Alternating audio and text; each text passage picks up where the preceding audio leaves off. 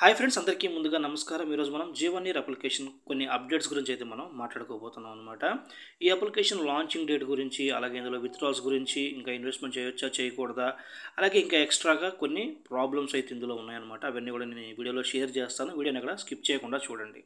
అంతకన్నా ముందుగా మీకు విషయం చెప్పాలి, ఇది కేవలం ఎడ్యుకేషన్ పర్పస్ మాత్రమేనండి, ఎటువంటి ప్రమోషన్ పర్పస్ కాదు, అలాగే ఇన్వెస్ట్మెంట్ చేయమని చెప్పడానికి కూడా కాదు. లాగిన్ అవగానే ఎలా అయితే ఓపెన్ అవుతుందండి, ఈ అప్లికేషన్లో ప్రస్తుతానికి ఉండే ఆఫర్స్ అయితే ఇక్కడ ఇవ్వడం జరిగిందనమాట. ఈ అప్లికేషన్ ఇంటర్ఫేస్ అయితే ఎట్లా ఉంటుంది, ఈ అప్లికేషన్ గురించి గతంలో నేను వీడియో చేయడం జరిగింది. ఇప్పుడు ఏంటంటే ఇందులో కొన్ని అప్డేట్స్ అయితే వచ్చినాయి అనమాట. అవి ఏంటనేది నేను చెప్తాను, వీడియోని ఎక్కడ స్కిప్ చేయకుండా చూడండి. అబౌట్లోకి వెళ్ళినట్లయితే మీకు జీవనీర్ కంపెనీ గురించి ఫుల్ డీటెయిల్గా అయితే ఇక్కడ ఇచ్చారనమాట. ఆ కంపెనీ ఎన్ని స్టేట్స్లో ఉంది, ఎక్కడెక్కడ ఉంది, అందులో ఏం చేస్తూ ఉంటారు, అంటే ఇది వాటర్ ప్లాంటా ఏంటిది అనేది మొత్తం అంతా ఇక్కడ ఇవ్వడం జరిగిందనమాట. అయితే ఇందులో మీరు తెలుసుకోవాల్సింది ఏంటంటే, ఈ జీవనీర్ కంపెనీ వాళ్ళకి ఈ అప్లికేషన్కి ఎటువంటి సంబంధం లేదు. కేవలం కొంతమంది స్కామర్లు ఈ జీవనీర్ అనే పేరు వాడుకొని ఈ అప్లికేషన్ని రెడీ చేసి మార్కెట్లోకి అయితే లాంచ్ చేయడం జరిగిందండి. చాలామంది ఏమనుకుంటారంటే, ఈ జీవనీర్ కంపెనీ వాళ్ళే ఈ ఎర్నింగ్ అప్లికేషన్ లాంచ్ చేసి మార్కెట్లోకి రిలీజ్ చేశారనుకుంటారు. పొరపాటును కూడా అలా అనుకోవద్దండి. ఈ జీవనీర్ కంపెనీ వాళ్ళకి ఈ ఎర్నింగ్ అప్లికేషన్కి ఎటువంటి సంబంధం ఉండదు. అండ్ అంతకన్నా ముందుగా మీకు విషయం చెప్పాలి, ఫస్ట్గా మన ఇండియన్ గవర్నమెంట్ ఇలాంటి ఎర్నింగ్ అప్లికేషన్స్కి అప్రూవల్ ఇవ్వదు. వాళ్ళు చూపించే డాక్యుమెంట్సే కావచ్చు, సర్టిఫికేట్సే కావచ్చు, అవన్నీ కూడా ఫేక్. అది గవర్నమెంట్ ఎటువంటి అప్రూవల్ చేయని సర్టిఫికేట్స్ అనమాట. కొంతమంది అవి నమ్మి గవర్నమెంట్ అప్రూవల్ చేసింది, ఇది ఇన్ని సంవత్సరాలు నడిచిద్ది, అన్ని సంవత్సరాలు నడిచిద్ది అని చెప్పుకొని కొంతమంది ఇన్వెస్ట్మెంట్లు చేస్తూ ఉంటారు. వాళ్ళకి చెప్తున్నానండి, ఇవన్నీ కూడా ఫేక్ అప్లికేషన్సే కాబట్టి మీరు నమ్మి ఇన్వెస్ట్మెంట్లు చేయకండి. ఈ అప్లికేషన్ గురించి గతంలో నేను వీడియో చేయడం జరిగింది, నా ఛానల్లో ఉంటుంది, మీరు చూడాలనుకుంటే చూడవచ్చు అనమాట.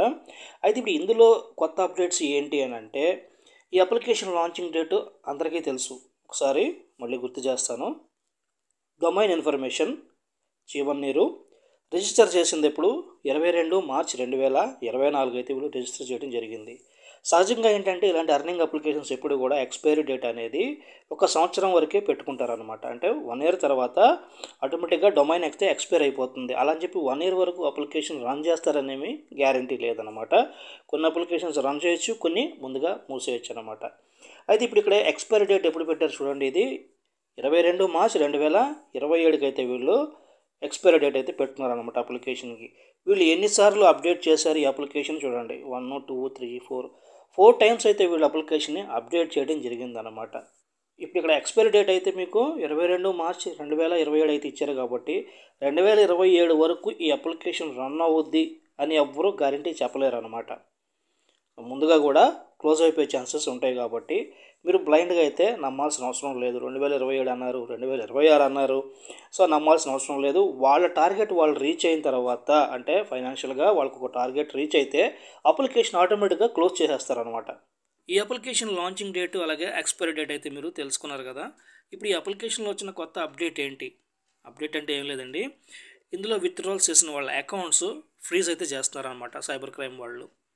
అంటే ఒక వారం నుంచి కొంతమంది అకౌంట్స్ అయితే ఫ్రీజ్ చేయడం జరిగింది. కొంతమంది నాకు మెసేజ్ చేశారు, అన్న మా అకౌంట్స్ ఫ్రీజ్ అయినాయి, ఎలా ప్రాబ్లమ్ సాల్వ్ చేసుకోవాలి ఏంటని కొంతమంది నాకు మెసేజ్ చేసి నన్ను అడిగారు. సో మన చేతిలో ఏం ఉండదు, మీరు బ్యాంక్ మేనేజర్ని వెళ్ళి కలవండి, బ్యాంక్ మేనేజర్ ఏం చెప్తారో వినండి, మనకి ఎక్కడ కంప్లైంట్ రిజిస్టర్ అయిందో అక్కడికి వెళ్ళి మనం సైబర్ క్రైమ్ ఆఫీసర్ని మనం కలవాల్సి ఉంటుందన్నమాట. సో వాళ్ళు అడిగిన క్వశ్చన్స్కి సమాధానం చెప్పండి. మీరు ఎటువంటి తప్పు చేయనప్పుడు వాళ్ళు అడిగిన దానికి మీరు సమాధానం చెప్పండి. ఎందుకంటే అది మీరు చేసిన స్కామ్ కాదు, అది ఎవరో థర్డ్ పార్టీ నుంచి మీకు అలా డబ్బులు వచ్చి మీ అకౌంట్లో క్రెడిట్ అవ్వటం. కొంతమందికి క్రెడిట్ అవ్వవు, జస్ట్ స్టేట్మెంట్లో మాత్రమే చూపిస్తాయి అన్నమాట. అంటే ఇలా డిఫరెంట్గా ఉంటుంది అన్నమాట. కొంతమందికి క్రెడిట్ అవుతాయి, కొంతమందికి క్రెడిట్ అవ్వదు, జస్ట్ బ్యాంక్ స్టేట్మెంట్లో మాత్రమే చూపిస్తుంది అన్నమాట. సో ఇట్లా డిఫరెంట్గా సైబర్ క్రైమ్స్ అనేవి జరుగుతూ ఉంటాయి అన్నమాట. సో దాని గురించి వాళ్ళు అడిగిన దానికి మీరు ప్రాపర్గా సమాధానం చెప్పి వాళ్ళు కన్వే అయితే అన్బ్లాక్ చేస్తారన్నమాట. లేదు కాదుకూడదు అనుకుంటే అది అన్బ్లాక్ అయితే అవ్వదండి. తర్వాత ఇక మనం ఆ అకౌంట్ని పక్కకు పెట్టుకోవడమే అనమాట. మా ఫ్రెండ్కి ఒక 3 lakhs అమౌంట్ ఉన్న బ్యాంక్ అకౌంట్ ఫ్రీజ్ అయిందనమాట. సో వాడికి కూడా ఇలాగే ప్రాబ్లం వస్తే బ్యాంక్ మేనేజర్ని కలిశాడు. కలిసిన తర్వాత వాళ్ళు సేమ్ సైబర్ క్రైమ్ ఆఫీస్ ఎక్కడ ఉందో అక్కడికి వెళ్ళి కలవమని చెప్పారు, కంప్లైంట్ ఎక్కడ రిజిస్టర్ అయిందో అక్కడ.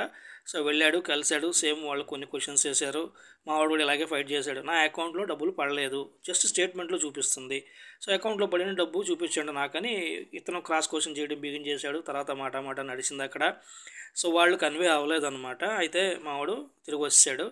వచ్చి తర్వాత మన లీగల్ సెల్ని కలిసి కొంతమందితో మాట్లాడి సో బ్యాంక్ మేనేజర్తో మాట్లాడించుకుంటే వాడి అకౌంట్లోకి పడినట్టుగా చూపించిన 5,000 రూపాయలు మాత్రం హోల్డ్ చేసి మిగతా అమౌంట్ని అయితే వాడు వాడుకునేటట్టుగా చేసుకున్నారనమాట. అంటే వాడు 3 lakhs వాడుకునేటట్టుగా కాకుండా అందులోంచి ఒక 5,000 డిడక్ట్ చేశారనమాట. ఒక 5,000 హోల్డ్ చేసి మిగతా పేమెంట్ నువ్వు తీసుకోవచ్చు అని చెప్పి యాక్సెస్ ఇచ్చారనమాట. సో ఈ ప్రయత్నం మనం చేసుకుంటే ఇబ్బంది లేదనేది నా ఉద్దేశం. కొంతమంది ఏంటంటే ఈ అకౌంట్ ఫ్రీజ్ అవ్వగానే టెన్షన్ పడిపోయి సైబర్ క్రైమ్ వాళ్ళు వచ్చి ఇప్పుడు అరెస్ట్ చేసేస్తారేమో, నేను ఎటువంటి ఫ్రాడ్ చేయలేదు, ఎటువంటి స్కాము చేయలేదు నేను, సో ఇప్పుడు నేను ఏం చేయాలనే టెన్షన్లో ఏదో ఒకటి చేసేస్తూ ఉంటారనమాట. సో అలాంటి పిచ్చి పనులు ఏమి చేయొద్దండి. మీరు ధైర్యంగా ఉండి బ్యాంక్ మేనేజర్ని కలవండి, బ్యాంక్ మేనేజర్తో మాట్లాడండి, వాళ్ళ సలహాలు సూచనలు తీసుకొని ముందుకెళ్ళండి. అంతేగాని టెన్షన్ పడాల్సిన అవసరం ఏమీ లేదు. మీకు ఎటువంటి అరెస్టులు జరగవు, ఏమీ జరగవు అనమాట. ఇలాంటి అప్లికేషన్స్లో మీరు బ్యాంక్ అకౌంట్ ఇచ్చే ముందు మీ పర్సనల్ బ్యాంక్ అకౌంట్స్ ఎప్పుడు కూడా ఇవ్వకండి. పర్సనల్ బ్యాంక్ అకౌంట్స్ అంటే ఏంటంటే మీరు దాచుకున్న డబ్బులు ఉంటాయి, కొంతమంది శాలరీ అకౌంట్స్ ఉంటాయి, కొంతమంది 2 లక్షలు 3 లక్షలు 20-30 వేలు ఇలా దాచుకుంటూ ఉంటారు. సో అలాంటి అకౌంట్స్ ఇందులో ఇవ్వకూడదు అనమాట. ఇందులో ఏంటంటే ఒక 100-200 ఇలా పెట్టుకొని తీసేసే ఏమైనా బ్యాంక్ అకౌంట్స్ ఉంటేనే పెట్టుకోవాలి, కానీ మీరు ఎక్కువ అమౌంట్లు దాచుకునే బ్యాంక్ అకౌంట్లు ఇందులో ఇవ్వకూడదు. ఏ క్షణమైనా ఎలాగైనా ఫ్రీజ్ చేసే అవకాశాలు ఉంటాయి కాబట్టి మీరు అదొకటి జాగ్రత్తగా చూసుకోండి, సరిపోతుంది. ఇప్పుడు ఈ అప్లికేషన్ ఇన్వెస్ట్మెంట్ చేయొచ్చా చేయకూడదా, విత్డ్రాల్స్ ఇస్తున్నారా లేదా అనే దాని గురించి మనం మాట్లాడుకుంటే విత్డ్రాల్స్ ఇస్తున్నారు. అందరికీ బ్యాంక్ అకౌంట్ ఫ్రీజ్ అవ్వట్లేదు, కొంతమంది అవుతుంది, కొంతమందిది అవ్వట్లేదు. సో ఏంటంటే ఒకసారి ప్రాబ్లం స్టార్ట్ అయిందని మనకు తెలిసినప్పుడు మనం జాగ్రత్త పడతాం అనేది మంచిదన్నమాట. సో ఈ అప్లికేషన్కి దూరంగా ఉండండి, ఎవరు కొత్తగా ఇన్వెస్ట్మెంట్లు చేయకండి. నేను పాత వీడియోలో కూడా చెప్పాను, 1 year దాటిపోయిన అప్లికేషన్స్ మీద మీరు ఇన్వెస్ట్మెంట్లు చేయకండి, తలకాయ నొప్పి ఉంటుంది అని. వినేవాళ్ళు విన్నారు, వినని వాళ్ళు వాళ్ళ కర్మ, అది నేనేం చేయలేను. కొంతమంది కామెంట్స్లో నీకు ఏం తెలుసు అని మాట్లాడుతూ ఉంటావు, 1 year నడిచింది మాకు బాగా డబ్బులు వస్తున్నాయి అని చెప్పేసి నాకు కమెంట్ పెడుతూ ఉంటారు. సరే మీ కర్మ అది, డబ్బులు వస్తే తీసుకోండి, నాకు వచ్చిన నష్టమేం లేదు, లాస్ వచ్చినా ప్రాఫిట్ వచ్చినా రెండు మీకే కాబట్టి నాకు వచ్చిన ప్రాబ్లం లేదు. కాకపోతే ఒక ఇన్ఫర్మేషన్ నేను పాస్ చేస్తానన్నమాట. ఒక 1 year దాటిన తర్వాత ఇలాంటి అప్లికేషన్స్లో తలకాయ నొప్పి ఉంటుంది అని. ఇప్పుడు చూసారు కదా 30-40 మంది బ్యాంక్ అకౌంట్స్ ఫ్రీజ్ అయినాయి, 2-3 కాదు కదా. సో ఏంటంటే ఈ తలకాయ నొప్పులు ఉంటాయి, అది ఏ యాంగిల్ నుంచి హెడేక్ వస్తుంది అనేది ఎవరికీ తెలియదు. అప్లికేషన్ క్లోజ్ చేయొచ్చు, లేదా ఇలాంటి బ్యాంక్ అకౌంట్ ఫ్రీజ్ ప్రాబ్లం రావచ్చు, ఇంకేదన్నా రావచ్చు అనమాట.